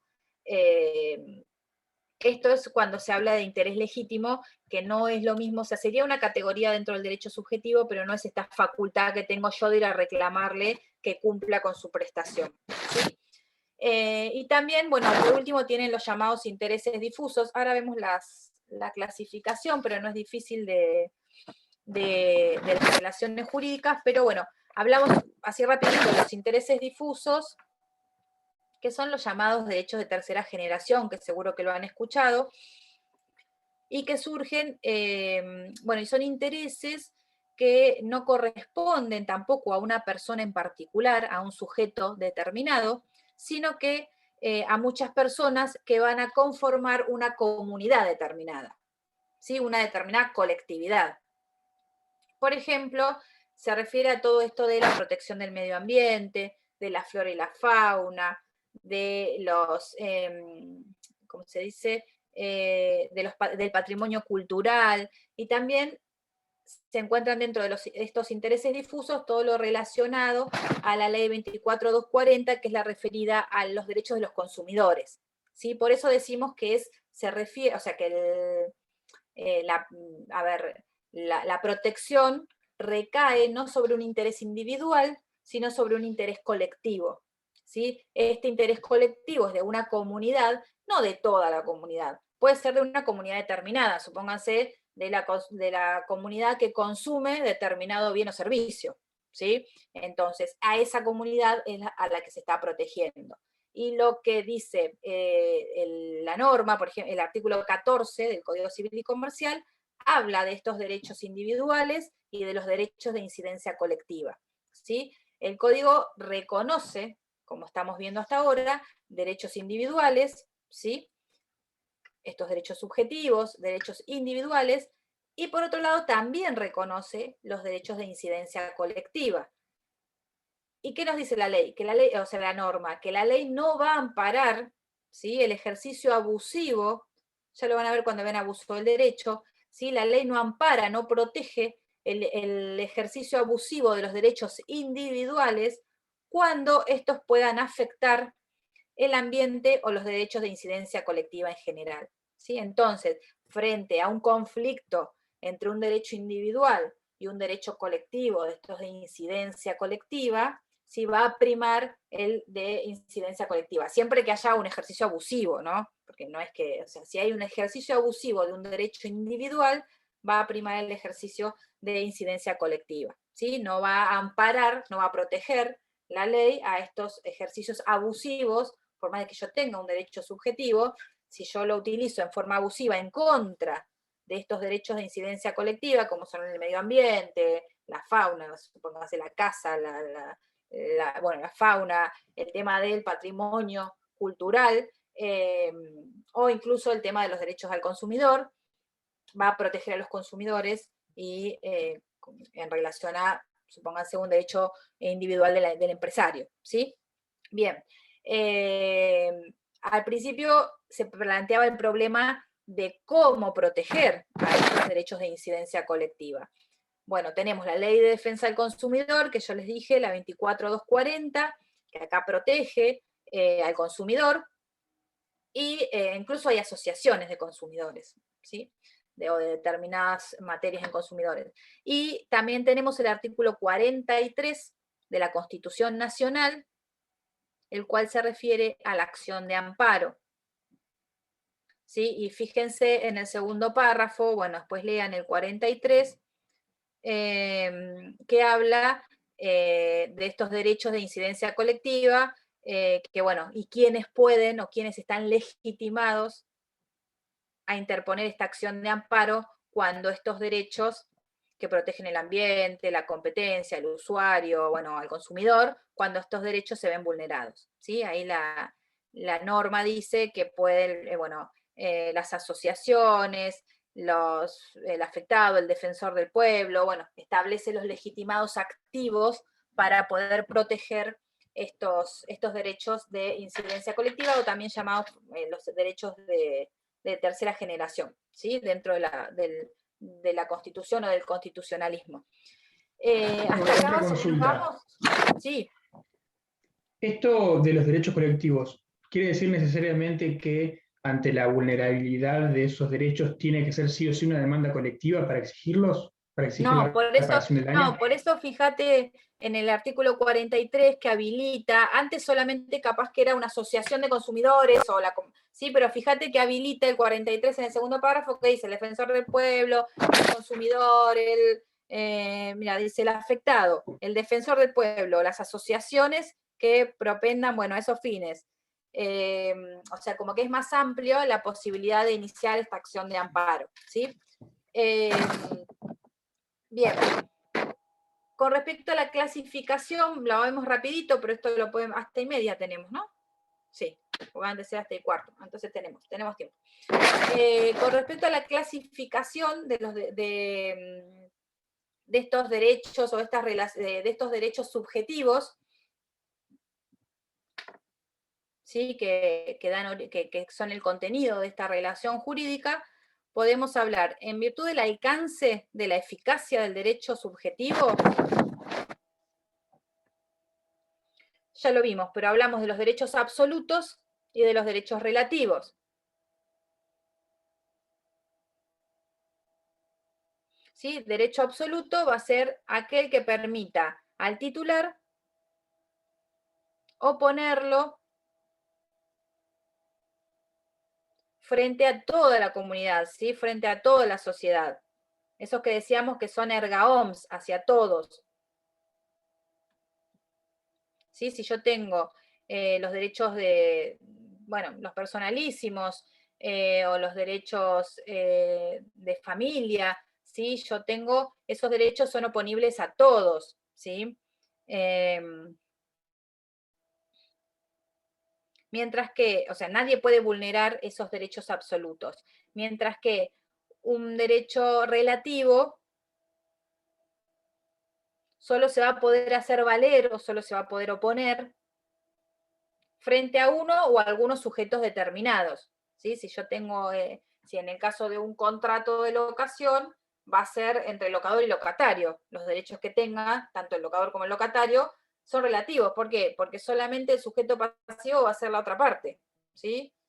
Si yo soy el locador y tengo el derecho subjetivo de que el locatario me pague, ¿sí? Cumpla con el pago del canon locativo, solamente se lo voy a poder exigir al locatario, no voy a poder ir al vecino y decirle, este no me paga el locatario, pagame el alquiler, ¿sí? Por eso decimos que son, en cuanto a su alcance, en cuanto al alcance de su eficacia, pueden ser absolutos o pueden ser relativos. Según el contenido, estos derechos subjetivos pueden ser patrimoniales y no patrimoniales. ¿Sí? Acá si tienen o no un contenido económico.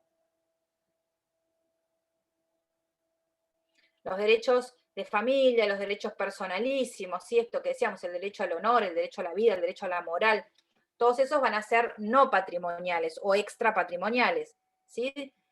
Lo que se va a vulnerar es más el ámbito moral. Eso no quiere decir que después no surja la reparación del daño, que sea una reparación pecuniaria, ¿sí? Como decíamos antes, si lo que se ve afectado es mi honor, yo no voy a reclamar, o sea, yo puedo reclamar después, o sea, eso es un derecho personalísimo no patrimonial, si es extrapatrimonial el honor, pero yo después puedo reclamarle al que me vulneró, al que me violó este derecho personalísimo, le puedo reclamar dinero, ¿sí? Una reparación pecuniaria. Pero el derecho en sí, según su contenido, es no patrimonial. Mientras que los derechos patrimoniales son aquellos que tutelan intereses económicos, ¿sí? Que son valorados en dinero.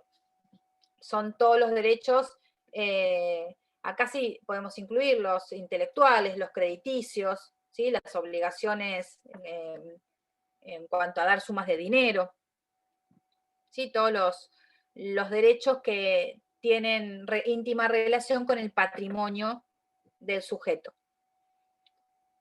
Según la adherencia que tenga el derecho a su titular, pueden ser transmisibles e intransmisibles. Sí, algunos derechos no pueden ser objeto de disposición, ¿sí? Y por lo tanto, disposición, ¿qué quiere decir? Que yo no los puedo transmitir a un tercero, ¿sí? Hay derechos, como estos personalísimos, los cuales son inalienables a la persona, ¿sí? Están adheridos a la persona. Yo no puedo transmitir, disponer mi derecho a la vida, ¿sí? O mi derecho al nombre, ¿sí? Para sacar los derechos personalísimos nada más. Yo tengo un derecho deber a tener un nombre. Ya lo van a ver cuando vean nombre como atributo inherente a la persona. Es un derecho subjetivo porque yo tengo derecho a tener un nombre e individualizarme, y también un deber, porque tengo un deber jurídico para que se me puedan exigir obligaciones a tener un nombre, no puedo ser un NN, ¿sí? Sino como me exigen el cumplimiento de todas las obligaciones sociales o particulares que pueda tener. Entonces, ese derecho de ver no me lo puedo transmitir, no le puedo vender mi nombre a otro, ¿sí? Entonces, esos son intransmisibles, son inalienables a la persona. Bueno, el derecho a la vida, el derecho al honor, todos estos derechos personalísimos. Y los derechos patrimoniales, y los derechos transmisibles son aquellos de los cuales yo puedo disponer, ¿sí? Transmitírselos a terceras personas. Que generalmente son los derechos patrimoniales.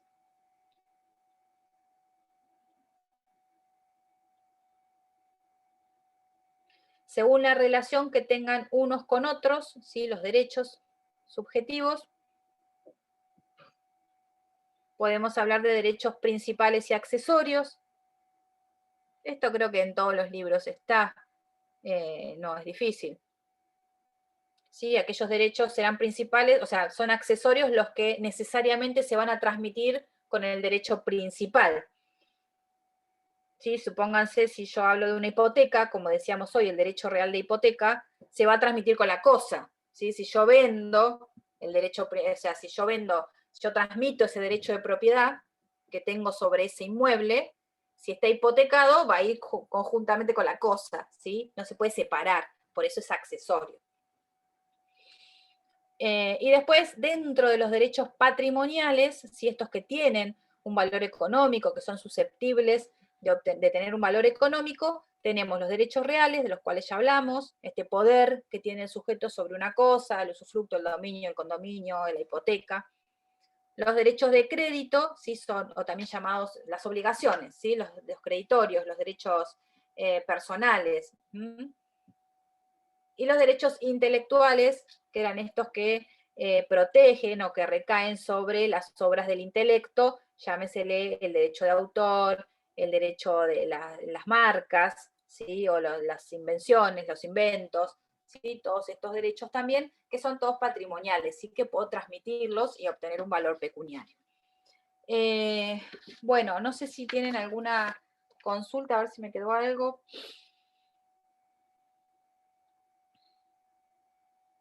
Tipos de derechos subjetivos, bueno. Bueno, acá lo único, derechos subjetivos y facultades, eso también lo tienen. Nosotros dijimos que los derechos subjetivos son las prerrogativas o son las facultades que tiene el individuo y que le permiten como correlativo exigir el deber jurídico de otro. Entonces, si decimos que son los derechos subjetivos son las facultades, podemos decir que la facultad es un elemento, ¿sí? De ese derecho subjetivo.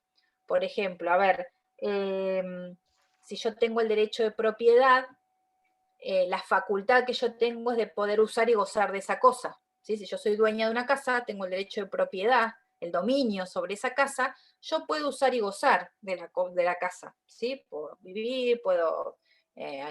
ahora, si yo puedo entrar, salir, ¿sí? Si yo la alquilo, ¿sí? Ese uso y goce pueden ser las facultades que yo tengo.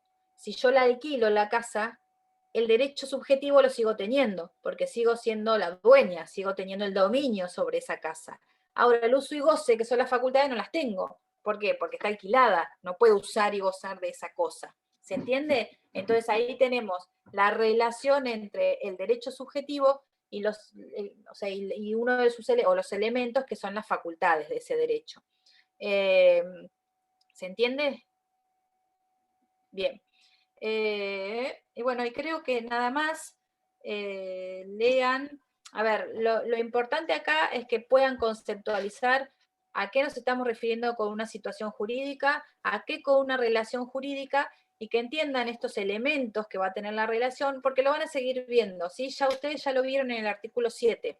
Después lo van a ver cuando hablen si quieren leer, pero fíjense en el 257, en el 258, en el 259, que se refiere a hechos y actos jurídicos, van a ver que van a dar origen, etcétera, a una relación o situación jurídica.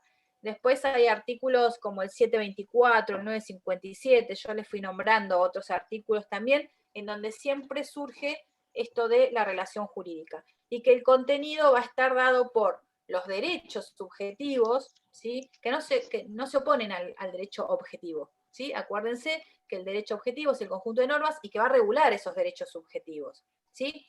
Entonces, el contenido de esa relación jurídica va a estar dado por los derechos subjetivos y por su correlativo, que son los deberes jurídicos.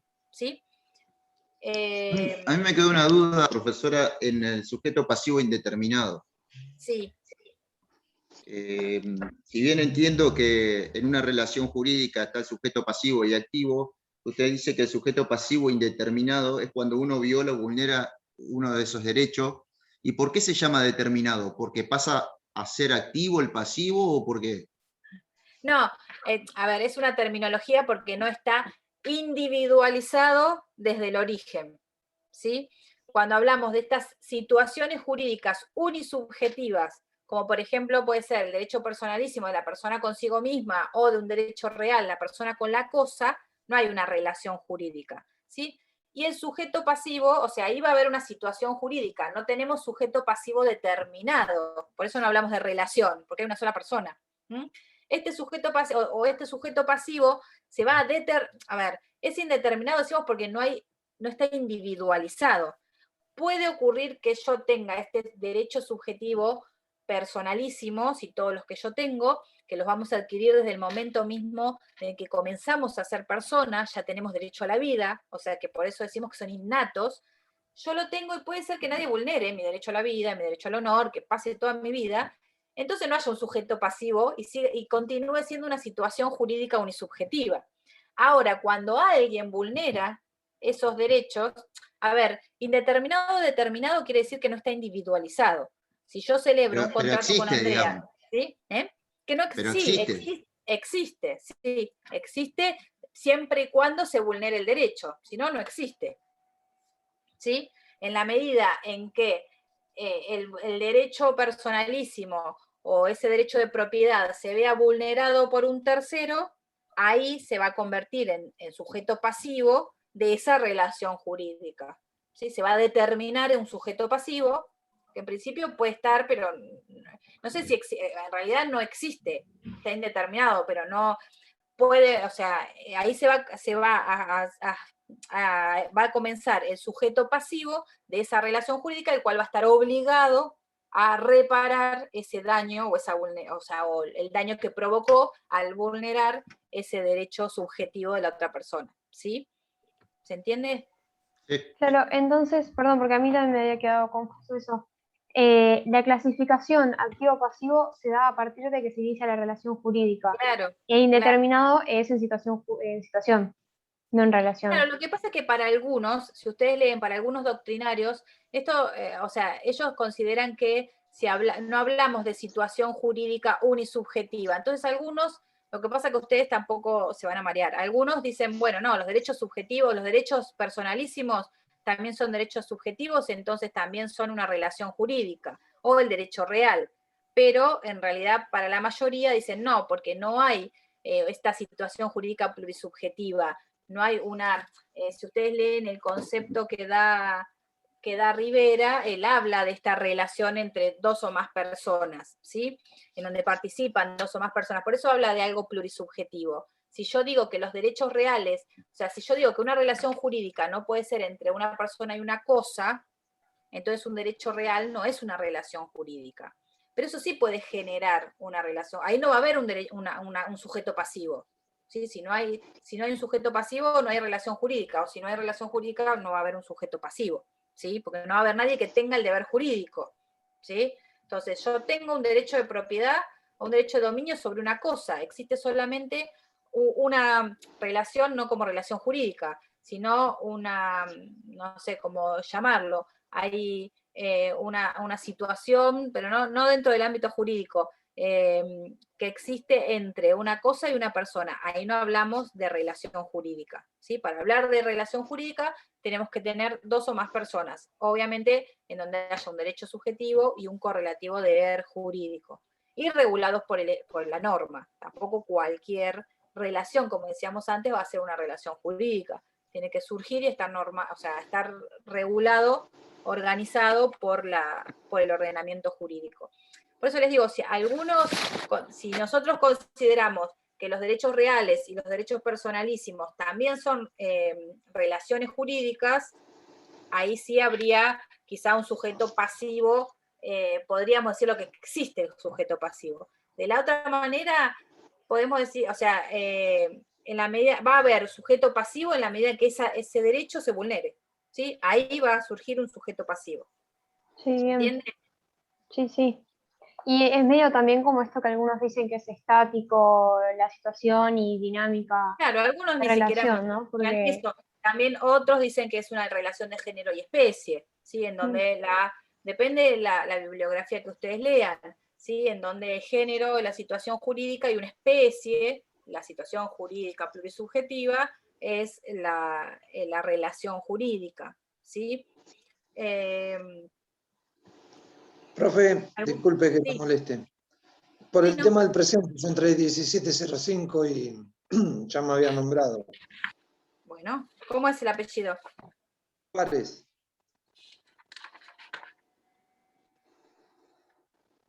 Mares. ¿Puede ser que no esté? Profesora, yo tampoco estoy porque estaba en otra comisión, tampoco me nombró. Ah, bueno. No, igual Juárez lo nombró, profesora. ¿Lo nombré? Ojo. Sí, sí, Mares. Juárez sí. ¿Con M? Con Fares. F. Fares. Ah, Fares. Ah, yo entendí. Sí, acá está. Bien, perfecto. Y la Gracias, otra persona profe. que no. Lara Prieto, porque yo Ahí estaba te en digo. la comisión 3. Y Lara Es la primera Prieto, clase. te cambio. Bien, entonces te anoto. y yo, profesora, entré más tarde. Quería consultar porque también entré, pero que estaba nombrando, pero a mí no me nombró. Giraldo Andrea. Gira.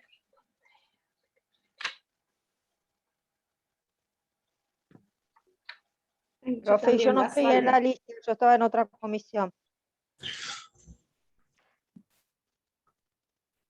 ¿Alguien más? ¿Facundo no? Sí, yo, profe. Disculpe, profesora, yo tampoco la escuché cuando me nombró. Bueno, si no tienen ninguna otra pregunta, por si se corta, con respecto a la clase, el que quiere salir ya puede hacerlo, así no los retenemos acá, pobres. Y ahora anoto a los que, creo, a ver, ya les digo lo que voy. Igual tienen el cronograma. No sé si inhabilitados, bueno, listo. El que quiere ya se puede ir y el que no se queda diciéndome. A ver, ¿quién más? Gracias. Chau, chau. Gracias. Oh, profesora, yo no la escuché cuando me nombró. Hasta luego. Algo, profe, gracias. Chao. Decime el nombre, porque ahora se me están yendo todos y... Alcaraz Facundo. Facundo Alcaraz. Ahí está. Alcaraz Facundo. Listo, ¿quién más? Fernández. Muchas gracias, hasta luego, profesora. De nada. Adriana, Natalia. Montaña. Sí, sí, Natalia. Ahí voy, ¿eh? Fernández, Adriana, Natalia. Borramos acá. Listo. ¿Quién más? Yo, Ortiz Bárbara. Ortiz. Bien, no te veo, pero bueno, te escucho. A ver, espérate que te encuentre. Profesora. Sí. Ortiz. ¿Estás en la lista? ¿Estás en la comisión 5? Ortiz. Bárbara. Creo que se fue. Ah, no, acá Sí. está, acá está. Hola. ¿Estás en la comisión 5? Sí. Bueno, a ver, porque no te veo, Sí, sí, pero no estoy en importa. mi grupo y todo. Lo que pasa es que me Ah. agregaron recién el lunes. Ah, por bueno. un error de formulario, no sé, no. Recién el No lunes, importa. empecé esta semana Listo. yo a aplicar. Listo, no hay problema. ¿Quién más? Kiara, Yo, profesora. Montaña. Carolina. Ahí voy, Hace 2 horas estoy hablando. Montaña, ya escuché. Ahí A vamos. Profesora, le aviso que a ¿sí? veces apago la cámara porque se me va la señal. Está bien, sí, hay muchos que hacen eso, ya me lo dijeron. Y ahora también. Pero Sí, la me prendo alcanzás- como para que me vean que estoy a cada rato, pero si no la Listo, tengo Yara. apagada un rato. Listo. Profe, Sí. usted me nombró, pero yo no sé si me puso el presente, porque justo tardé en contestar. Ramírez Casal. Gladys Ramírez habló. Sí. Sí, sí. Ramírez Casal Gladys. Carolina, ¿cómo es? ¿Egui es tu apellido? Sí, EGUI, Egui. Sí, no encuentro, pero ahora lo... No, me agregó, empecé el lunes, pero el profesor recién ayer Está bien, me listo, agregó a la entonces lista. ya te agregué y ahora vamos con Gracias. Ramírez. De nada. Ramírez Casal Gladys, presente tengo, ¿eh? Ah, buenísimo, listo. Me quedé esa duda, gracias. Bueno, de nada. Bautista, también. Bautista, presente. Listo. Javier. Presente. ¿Quién más? Lorena, sí, te nombré varias veces y te recordé y todo y no estabas. Acá, Lorena ya está. Carolina ya está. Coledani ya estamos. Néstor, listo.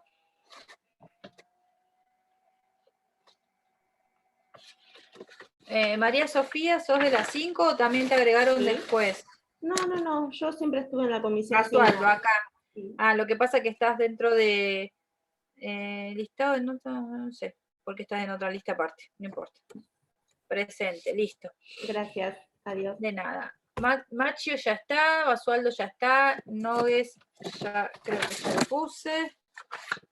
A ver. Machio ya está.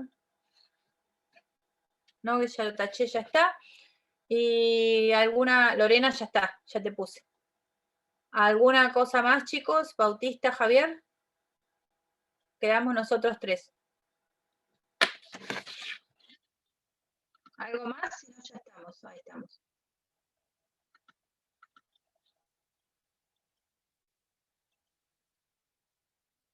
Bueno, listo. Chao, Javier.